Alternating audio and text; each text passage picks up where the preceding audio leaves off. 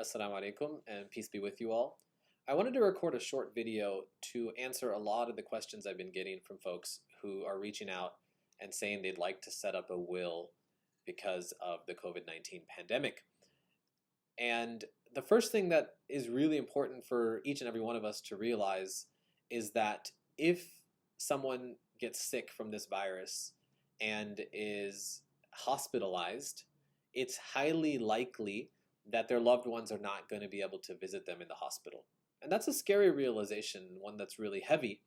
And what that means is that we need to have some serious, difficult conversations with our spouse and with our loved ones right now, while most of us hopefully are healthy and well. And those include issues like guardianship for children, who's going to make decisions for me or on my behalf in the event of incapacity, for financial decisions and healthcare decisions, and what happens to my wealth after I'm gone. So all of these really difficult questions need to be discussed and decided, and then memorialized into legally enforceable instruments today while we have the opportunity to do so. Because it can also prevent a lot of future grief and increasing sort of compiling difficulty on top of an already difficult condition. So most people that are reaching out are saying, I want to create a will. I actually think there are 3 documents that everybody needs to have at this time. In our office, we call that our essentials packet. That's a power of attorney, a healthcare directive, and a last will. And so, and in some cases, or in many cases, also potentially a trust or a living trust or a family trust. So I'll spend a few minutes explaining each one of those so that we understand what they are, how we can create them, and how we can execute them, which is now a new challenge that we're facing. So the first 2 documents, the power of attorney and the healthcare directive, deal with incapacity, which means if I'm injured or I'm ill and unable to make decisions, 2 physicians determine generally that I'm incapacitated, I would like to delegate or designate such and such individual, and we can have a list of people to make these decisions on my behalf. The power of attorney deals with financial decisions. The healthcare power of attorney, or the healthcare agent, or the healthcare proxy, it has different names in different states, is an individual who is going to make healthcare decisions on my behalf. And in some states, the healthcare proxy or the healthcare directive also has a component that allows you to provide guidelines for end-of-life care preferences and decisions, either within that same document or in another document known as a living will. So each of these are important. Now, they're particularly important for folks that may not be married or may not have family nearby or may not have family in the country, or who want to select individuals who are outside of their immediate family. So if you fall into any of those categories, it's really critical that you create these documents in order to designate who's going to have the authority to make decisions and what guidelines do I want to provide them in the event that I am incapacitated with respect to end-of-life care decisions. These are, difficult, heavy decisions, but as I said before, thinking about them, planning them out, and getting them in writing tends to generally save a lot more difficulty and grief that our family would potentially be facing than if we didn't have these items in place. So that's the first part. Now, how do you create these documents? Well, of course, you can seek out the assistance of counsel. We're happy to assist. These are typically, I would say, not things that you should try self-help for, but in these difficult times, there are lots of forms online that you can seek out. Different states have various statutory forms. At a minimum, try, if you're able to create those forms and fill out individuals who are going to have these responsibilities. And again, if you need assistance from an attorney, then go ahead and seek out the assistance of counsel to create these documents. Now, there's a new problem, which is how do we execute these documents? Estate planning documents typically require 1 or 2 witnesses and or a notarization.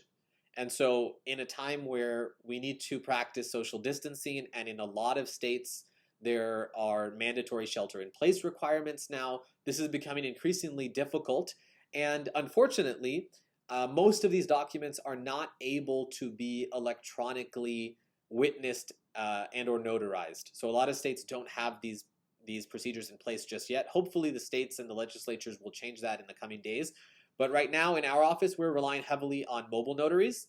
So that's one option, is that folks can come to your house and notarize documents. But for somebody who might already have the virus or thinks they have the virus or are highly susceptible to getting the virus, that might not be an option. And in that case, my professional advice, this is the advice of various practitioners around the country, is at least create these documents and sign the documents and write in there, just handwrite underneath there that you were not able to get them properly executed given the circumstances that we're in. And the hope is that they would be honored and that they would be enforceable, and at the earliest opportunity make sure to get them properly executed so that there is no question or no ambiguity with respect to their enforceability. So that's with respect to incapacity. Now, what happens after a person passes away, that is governed either by a will or a trust. And so a will generally accomplishes three goals. First and foremost, for any of us who are parents, which is the biggest concern, just a human concern, is what's going to happen to my children if I'm no longer around? Who's going to be their guardian? You get to decide that in the will. And so that's a really critical conversation. One of the questions I'm getting a lot of is, can I name guardians overseas? Guardians as well as agents on the other documents. And the practical answer to that is that's not really helpful. And so you need to pick, at least temporarily, individuals who are local who will be able to become guardians.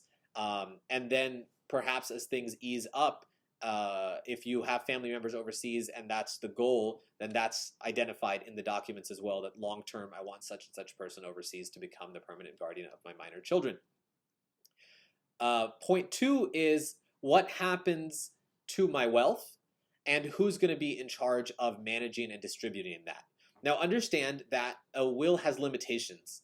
It only governs assets that do not have a right of survivorship, meaning for most people that's their house. The two spouses are married, they have a home with a right of survivorship, they have joint bank accounts, and they might have other assets that are jointly owned.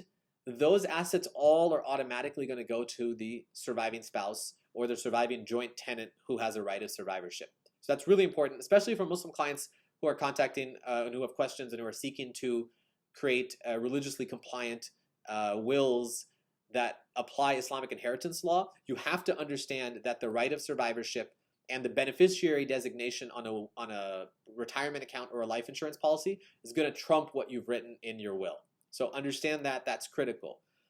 That means that the will is typically only going to distribute assets in the event something happens, God forbid, to both spouses. So you have to understand the limitations of a will. The second limitation of a will is that it has to go through the probate process, which is the court-supervised process for transferring assets after somebody dies. Generally, in most states, it's expensive, inefficient, and unnecessary. So most people who are looking, who consult an estate planning attorney, who reach out to me, their goal is to avoid probate. And so if we can, we want to avoid probate, and we can do that generally through the creation of a trust. So the will is not the best solution, but in this day and age, in this time of crisis, it's something that everybody should have, because at a minimum, it governs what happens to your wealth and what happens to your children after you pass away, or after both spouses pass away, to be more precise if somebody is married. So those three documents, like I said, everybody should have in our office. That's called the essentials packet: a power of attorney, a healthcare power of attorney, and a last will and testament. Now, for Muslim clients around the country, we do have an option for a totally free will. It's a basic will. It's a smart form that you put in your information. It creates a form. You print it out, you sign it, you get two witnesses, and there's an option of a notary. That's for basic cases. Of course, if you have complex cases, a bunch of assets, then naturally you should seek out the assistance of counsel to draft a more custom will for you and for your situation. Now, the best way to do estate planning is to utilize a trust. And just briefly, a trust is, you can think of it like a bucket. we create this bucket while you're alive. We fund your assets into the bucket, meaning we transfer your home, if you own a home, into the trust. The trust becomes the owner of the house. Same goes for bank accounts, same goes for investment accounts, and the trust can be the beneficiary on your retirement accounts and any life insurance policies. So it's a very comprehensive planning tool that and because the trust never dies, the assets never have to go through probate once you pass away. The next person in line simply steps into your shoes and can manage and distribute the assets consistent with your wishes and your intent for the benefit of your beneficiaries, in accordance with your religious preferences. So it's the optimal solution. The only downside is it's obviously more expensive and it's more time consuming. We're able to turn around will packages right now in 1 to 2 days. Trust packages are 1 to 2 weeks. So what I'm telling everybody that's reaching out is do your will today and do your trust tomorrow. Don't wait to finish and get the perfect solution in this time of crisis, but at least get the basics in place. There should be no excuse for anyone not to create a will, not to have a healthcare directive during this pandemic. So I hope that's helpful to answer some of your questions. If you have further questions, please feel free to reach out, share a comment. I'll try to, if it's a general question, I'll try to respond there as well. And I hope and pray that everyone is safe and that God protects all of us and our families in this difficult time. And if we can be there to assist you, we would be more than happy to do so. Thank you and God bless you. Assalamu alaikum.